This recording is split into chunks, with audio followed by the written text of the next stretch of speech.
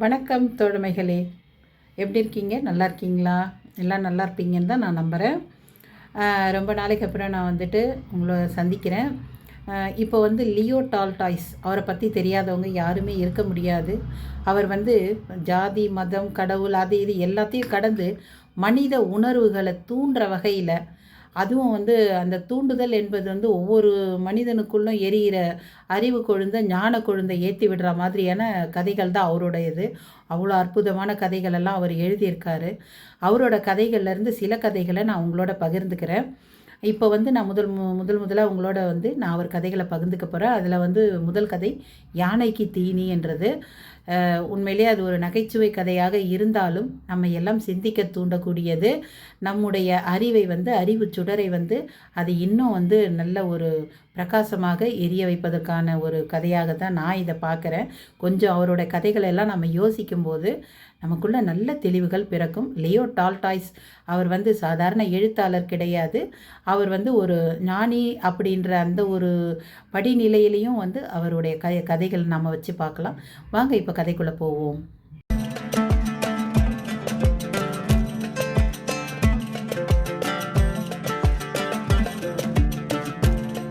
கதையின் தலைப்பு யானைக்கு தீனி.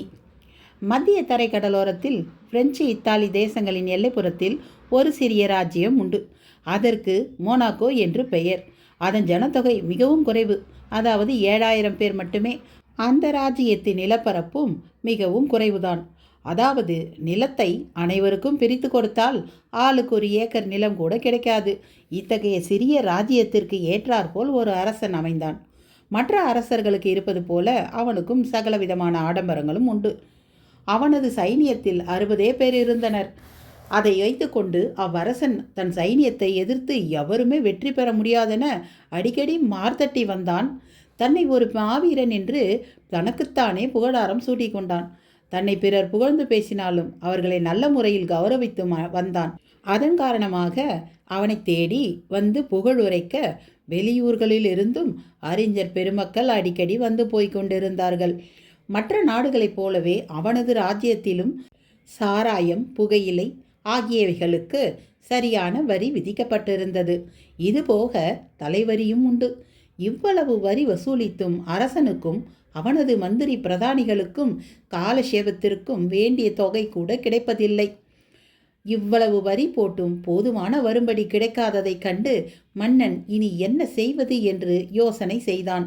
தற்போது கிடைக்கும் வரும்படியை அதிகரிக்க ஏதேனும் வழியுண்டா என்பது பற்றி மந்திரி பிரதானிகளுடன் கலந்து ஆலோசனை செய்தான். அவர்கள் கூடி யோசித்து எடுத்த முடிவின்படி ராஜ்யத்தில் உள்ள சூதாடும் மடங்கள் வரி விதிப்புக்கு உள்ளாயின.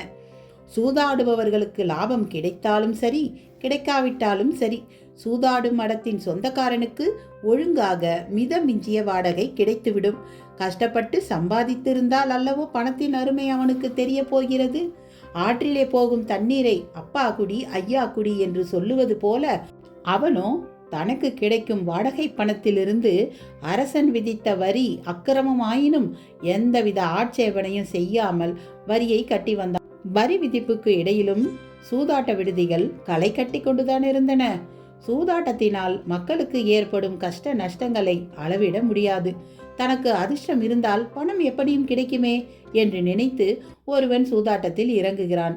பிறகு கொஞ்சம் கொஞ்சமாக கையில் உள்ள காசையெல்லாம் இழக்கிறான். அப்போதும் அடங்காது பிறரிடமிருந்து கடன் வாங்கி அதையும் தோற்றுவிடுகிறான்.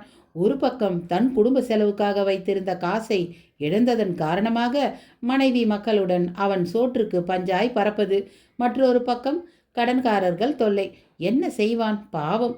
முன்னும் போக முடியாமல் பின்னும் போக முடியாமல் தவிக்கிறான். யாது செய்வதென அறியாமல் ஏங்கி சித்த சுவாதீனம் இழந்து உலக வாழ்வில் வெறுப்படைந்து கடைசியில் தற்கொலை செய்து கொண்டு சாகிறான். பணத்தின் மீதுள்ள பாசத்தினால் பிணமாக மாறுகிறான். இவ்வாறு சூதாட்ட மக்களுடைய உயிருக்கு உலை வைக்கிறபடியால் அதை வளர விடாமல் ஜெர்மானியர் தடுத்துவிட்டனர். ஆனால் மொனாக்கோ நாட்டு அரசன் இதை பற்றியெல்லாம் கவலையே படவில்லை. குடிமக்கள் எக்கேடு கேட்டால் என்ன, பணம்தான் பெரிது அவனுக்கு. ஆகவே சூதாடும் மடங்களை வளர்ப்பதில் கண்ணும் கருத்துமாக இருந்து வந்தான். எனவே சூதாட விரும்புவோர் மொனாக்கோ நோக்கி படையெடுக்க தொடங்கினார்கள். சூதாட்டம் என்றால் மொனாக்கோ செல்ல வேண்டும் என்பது வழக்கமாகிவிட்டது. சூதாடுவோருக்கு வெற்றி தோல்வி மாறி மாறி வந்து கொண்டுதான் இருந்தது. ஆனால் எந்தவித தட்டு தடங்களுமின்றி அரசனுக்கு பணத்துக்கு மேல் பணம் குவிந்து கொண்டுதான் இருந்தது. அதாவது அரசனுக்கு தொடர்ந்து வெற்றி மேல் வெற்றிதான். ஒருவன் பணக்காரனாக ஆக வேண்டுமெனில் 1000 பேர் வாயில மண்ணை போட்டு தலையை தடவினால் தானே முடியும். நியாயமான வழியில் எவனும் செல்வந்தனாக முடியாது. ஆகவே பணக்காரர்களை ஒரு வழியில் குற்றவாளிகள் என்றே சொல்ல வேண்டும். தாங்கள் செய்யும் அக்கிரமத்தை அவர்கள் உணராமல் இல்லை. ஆயினும் என்ன செய்வார்கள் பாவம். பணத்தின் மீதுள்ள அளவு கடந்த மோகத்தால் அவர்கள் தலைகால் தெரியாமல் போகின்றனர். அத்தகையவனே மொனாக்கோ அரசனும். மற்ற ராஜாக்களைப் போல் இல்லாவிட்டாலும் ஏழைக்கு தகுந்த எள்ளுருண்டை என்றபடி இவனும் ஏதோ கோட்டை கொத்தளம் கோர்ட்டு கச்சேரி என்று வைத்து கொண்டிருந்தான். ஒரு சமயம் அவனது ராஜ்யத்தில் ஒரு கொலை நடந்துவிட்டது. அரசனுடைய குடிமக்கள் பரமசாதுக்களாக இருந்தனர். அமைதியை பெரிதும் விரும்புகிறவர்கள். அவ்வாறு இருந்தும் இச்சம்பவம் நேர்ந்தது மொனாக்கோ அரசனுக்கு அவனுடைய மந்திரி பிரதானிகளுக்கும் ஆச்சரியத்தை அளித்தது, அச்சத்தையும் உண்டு பண்ணியது. அவ்வழக்கை சட்டத்துறையில் நிபுணத்துவம் பெற்ற நீதிபதிகள் விசாரிக்கலாயினர். குற்றவாளியை சிரச்சேதம் செய்ய வேண்டுமென தீர்ப்பு அளிக்கப்பட்டது. அரசனும் அந்த தீர்ப்பை அங்கீகரித்து விட்டான். ஆனால் அதை அமலுக்கு கொண்டு வர ஒரே ஒரு தடை ஏற்பட்டது. அந்த தடை என்னவெனில், கொலையாளியின் தலையை வெட்டக்கூடிய எந்திரம் மொனாக்கோ ராஜ்யத்தில் இல்லை என்பது தான். மந்திரிகள் இதை பற்றி வெகுநேரம் யோசித்து கொண்டிருந்தனர். கடைசியில் குற்றவாளியின் தலையை வெட்ட எந்திரம் சகிதமாய் ஒரு ஆளை அனுப்பி கொடுக்க என்ன செலவு ஆகும் என்பது பற்றி பிரெஞ்சு அரசாங்கத்திற்கு கடிதம் எழுதி கேட்க வேண்டும் என்று முடிவு செய்தனர். பிரெஞ்சு அரசாங்கத்திற்கு கடிதம் எழுதப்பட்டது. ஒரு வாரம் கழித்து பிரெஞ்சு அரசு பதில் கடிதம் அனுப்பியது. ஆனால் அந்த பதில் மொனாக்கோ ராஜ்ய அரசனை அதிர்ச்சிக்கு உள்ளாக்கியது. அப்படி என்ன பதில்? கொலையாளியின் தலையை வெட்ட எந்திர சகிதமாய் ஒரு ஆளை அனுப்பி வைக்க 10,000 பிராங்குகள் செலவாகும் என்று பிரெஞ்சு அரசாங்கம் தனது பதில் கடிதத்தில் குறிப்பிட்டிருந்தது. இந்த விஷயத்தை அரசனிடம் மந்திரிகள் தெரிவித்தனர். அடேங்கப்பா, 16,000 பிராங்குகளா என்று கூறி வாயை பிளந்தான். அவனுக்கு அதிர்ச்சியும் ஏமாற்றமும் ஏற்பட்டது. இருப்பினும் மந்திரிகளுடன் தீர்க்கமாக ஆலோசனை நடத்த முடிவு செய்தான் அரசன். மந்திரிகளிடம் அரசன் இவ்வாறு கூறினான். 16,000 பிராங்குகள் கேவலம் ஒரு சண்டாளனுக்கு இவ்வளவு பணத்தை செலவழிப்பதா? ஏன் இன்னும் சொற்ப செலவிலேயே காரியத்தை முடிக்க முடியாதா? 16,000 பிராங்குகள் என்றால் நம் குடிமக்களில் நபர் ஒன்றுக்கு 2 பிராங்குகளுக்கு மேல் அன்றோ வரி சுமத்த வேண்டியிருக்கும். ஒருவனை கொல்வதற்கு மக்கள் இவ்வளவு பெரிய சுமையை தாங்க வேண்டுமா? இது பற்றி மேலும் நன்றாக யோசிப்பது நல்லது என்று கூறி முடித்தான். உடனே ராஜாங்க சபையை கூட்டினார்கள். பிரெஞ்சு அரசாங்கம் குடியரசு ஆகிவிட்டாவிடியால் அது அரசர்களை மதிப்பதில்லை. இத்தாலி நாடு நம் நாட்டை போன்றே ஒரு அரசனது ஆளுகையின் கீழ் இருக்கிறது. ஆகையால் அங்கு நம் பேச்சுக்கு மதிப்பு இருக்கும். அவர்களின் உதவியை நாட வேண்டும் என்று தீர்மானித்தார்கள். தீர்மானித்ததின்படி இத்தாலிக்கு கடிதம் எழுதினார்கள். வெகு சீக்கிரத்திலேயே பதில் கடிதமும் வந்து சேர்ந்தது. அவர்கள் எந்திரம் ஆள் இரண்டுக்குமாக 12,000 பிராங்குகள் வேண்டுமென்று கேட்டிருந்தனர். அதுவும் அதிகமான தொகை என்று அரசன் கருதினான். எனவே மறுபடியும் ராஜாங்க சபை கூடியது. இன்னும் குறைந்த செலவில் எப்படி குற்றவாளியை சிரசேதம் செய்வது என்பது பற்றி நெடுநேரம் ஆலோசனை நடத்தினார்கள். எந்திர உதவியின்றியே சாதாரண முறையில் எவ்வித தடபுடலும் இன்றி ஏன் ஒரு சிப்பாய் குற்றவாளியின் கழுத்தை வெட்டக்கூடாது? இந்த சிறிய காரியத்தை செய்யக்கூடவா நமது சைன்யத்தில் ஆள் கிடையாது?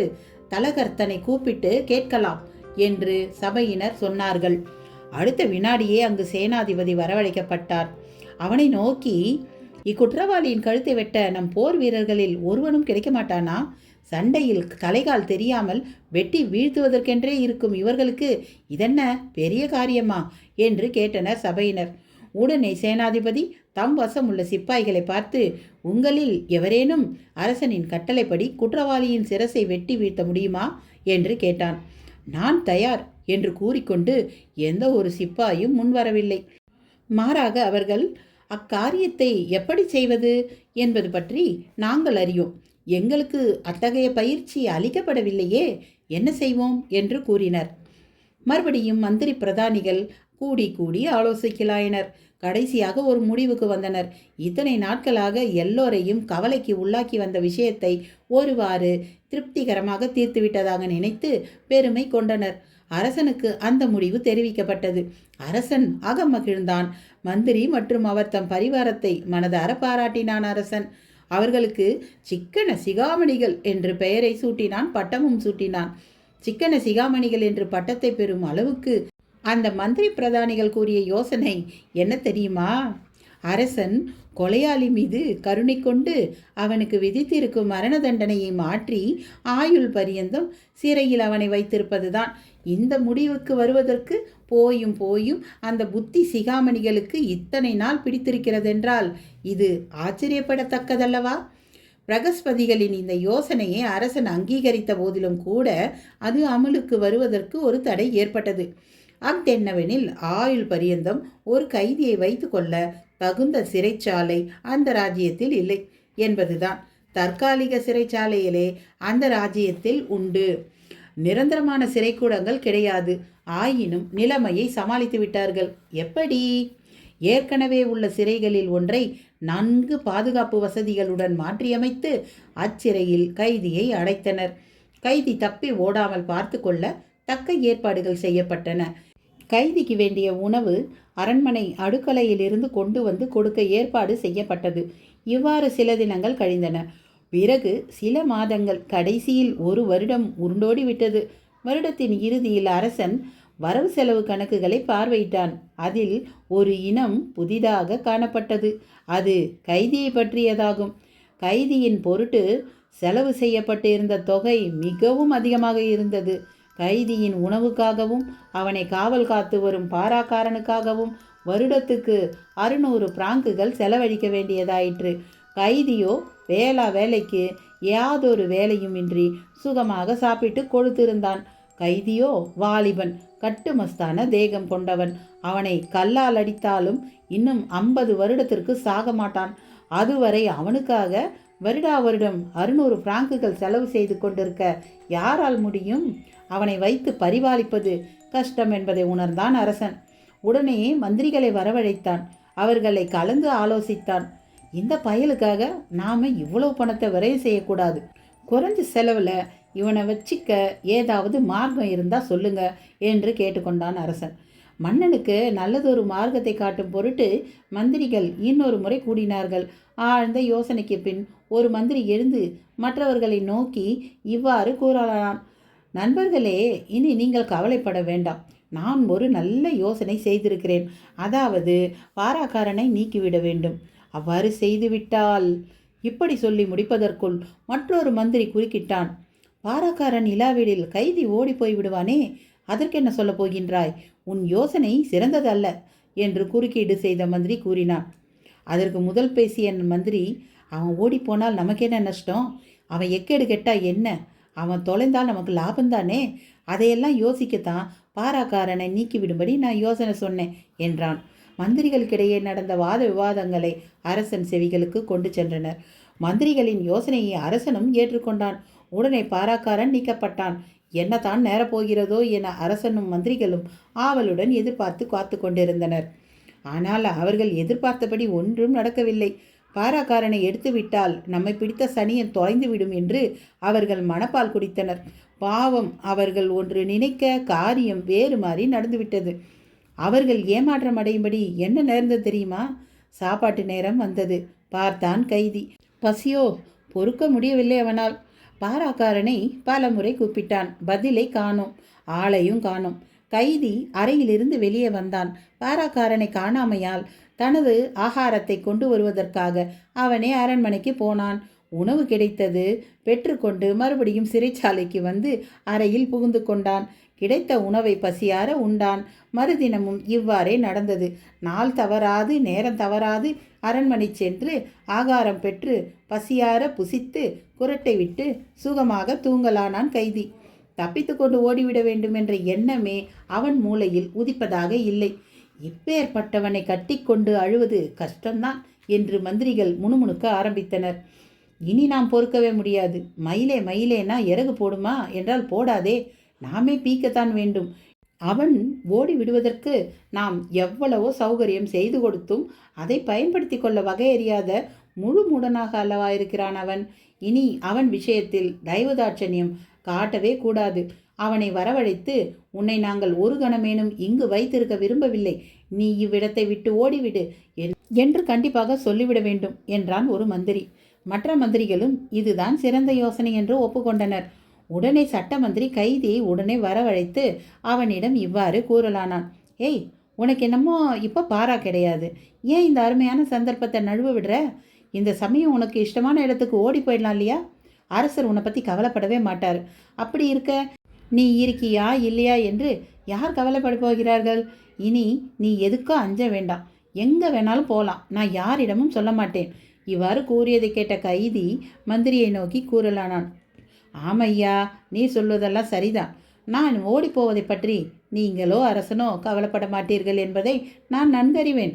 எனினும் நான் எங்கு போவது? எனக்கென்று இந்த உலகத்தில் எந்த இடம் இல்லையே. என்ன செய்வது? நீங்கள் என்ன பகிரங்கமாக குற்றவாளி என தீர்மானிச்சிங்க, சிறைவாச தண்டனையும் விதிச்சிங்க. அதனால் என் கௌரவம் பெரிதும் குறைந்து விட்டது. என்னை காணும் போதெல்லாம் ஜனங்கள் முகம் சுளித்து கொண்டு வெறுப்போடு நோக்குவார்கள். கொலைகாரன், ஜெயிலுக்கு போனவன் என்று என்னை இகழ்வார்கள். இவைகளையெல்லாம் நான் எப்படி பொறுத்து கொள்ள முடியும்? மேலும் எனக்கு எந்த தொழிலும் இப்போது பழக்கத்தில் இல்லையே. எல்லாம் மறந்து போய்விட்டது. நான் வெளியில் போனால் எப்படி பிழைப்பது? எவ்வளவு கஷ்டங்கள் என் முன்னால் இருக்க நான் எப்படி இந்த இடத்தை விட்டு போக முடியும்? நீங்கள் என்னை இதுவரை எவ்வளவு கொடூரமாக நடத்தியிருக்கிறீங்க தெரியுமா?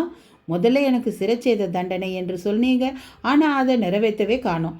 நீங்கள் அந்த விஷயத்தில் வாக்கு தவறி நடந்து கொண்டதற்காக உங்கள் மீது இதுவரை நான் ஏதாவது குறை கூறினேன்னா சொல்லுங்கள். பிறகு ஆயுள் பரியந்தம் சிறைவாச தண்டனை என்று என்னை சிறையிலும் அடைத்து எனக்கு பாராவும் போட்டீர்கள். வேலை தவறாமல் எனக்கு ஆகாரம் கொடுத்து கொடுத்து கொடுத்து ரொம்பவும் உதவியாக இருந்தான் பாராக்காரன். இருந்தார் போல் இருந்து அவனை வேலையிலிருந்து நீக்கினீர்கள். அதனால் எனக்கு எவ்வளவு கஷ்ட நஷ்டம் ஏற்பட்டது. கொஞ்சம் நஞ்சமல்ல. எனது போஜனத்துக்காக நானே வெகு தூரம் நடந்து செல்ல வேண்டியதாயிற்று. இதை பற்றியாவது நான் உங்களிடம் குறை கூறிக்கொண்டேனா? இல்லவே இல்லையே. அப்படி இருக்க என்ன குற்றம் கண்டு என்னை இப்போது இவ்விடத்தை விட்டு போகும்படி சொல்கிறீங்க? நான் ஏன் போகணும்? உங்கள் யோசனைப்படி ஒருபோதும் நான் நடந்துக்க முடியாது.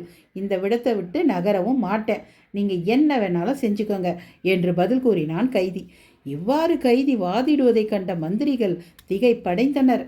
இவன் அட்டா மாதிரி ஒட்டி கொண்டிருக்கிறான். இங்கேருந்து போகவே மாட்டான் போல இருக்க. இவனை ஒழிப்பது கஷ்டமான காரியம்தான்.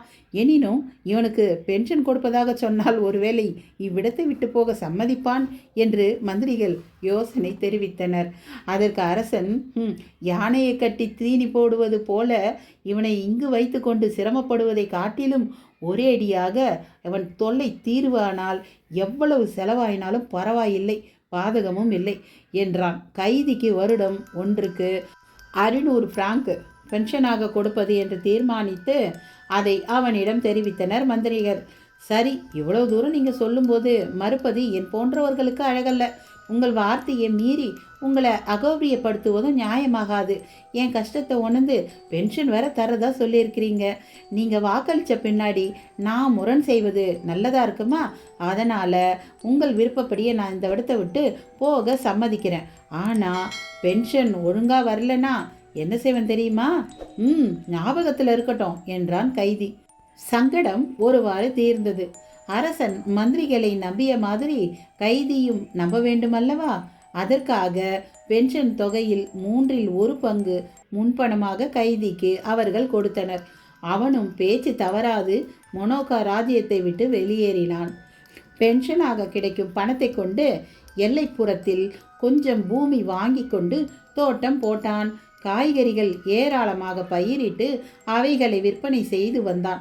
குறித்த காலம் தவறாமல் மொனோக்கா ராஜ்யத்துக்கு சென்று கஜானாவில் இருந்து பென்ஷன் பெற்றுக்கொண்டு வீடு திரும்புகின்றான். இவ்வாறு அவன் சுகமாக காலம் கழித்து வருகின்றான். அவன் தற்போது தங்கியிருக்கும் ராஜ்யத்தில் பெரிய பெரிய சிறைச்சாலைகள் உள்ளன. நீண்ட கால தண்டனை அடைந்த கைதிகளை வைத்து பாதுகாக்க ஏராளமான பணமும் பாராக்களும் உண்டு. ஒரு குற்றவாளியை சிறைச்சேதம் செய்வதற்கான நவீன இயந்திரங்களும் உண்டு. பயங்கரமான திறமை வாய்ந்த மிகுந்த கொலையாளிகளும் அங்கு இல்லாமல் இல்லை. இத்தகைய ராஜ்யத்தில் அவன் பரம சாதுவாய் யாதொரு குற்றமும் செய்யாமல் வாழ்ந்து வருகின்றான். என தோழமைகளே, டால்டாய்ஸ் அவர்களின் கதை எப்படி இருக்குது? அவருடைய கதையை மேலோட்டமாக பார்க்கும்போது நையாண்டித்தனமாகவும் நகைச்சுவையாக தான் இருக்கும். இன்னும் ஆழ்ந்து பார்க்கும்போது அதில் எவ்வளோ அருமையான கருத்துக்கள் இருக்குதுன்றதை நாம் புரிஞ்சிக்க முடியும். ஒரு கைதியை வச்சு தீனி கூட போட முடியாத அளவுக்கு இருக்கிற ஒரு ராஜ்யத்தில் முட்டாள் மந்திரிகள் கூட ஒரு அரசன் எப்படி இருக்கிறான், அதனால் அந்த நாட்டுக்கு எவ்வளோ நஷ்டன்றதை வந்துட்டு அழகாக குறிப்பிடுறாரு.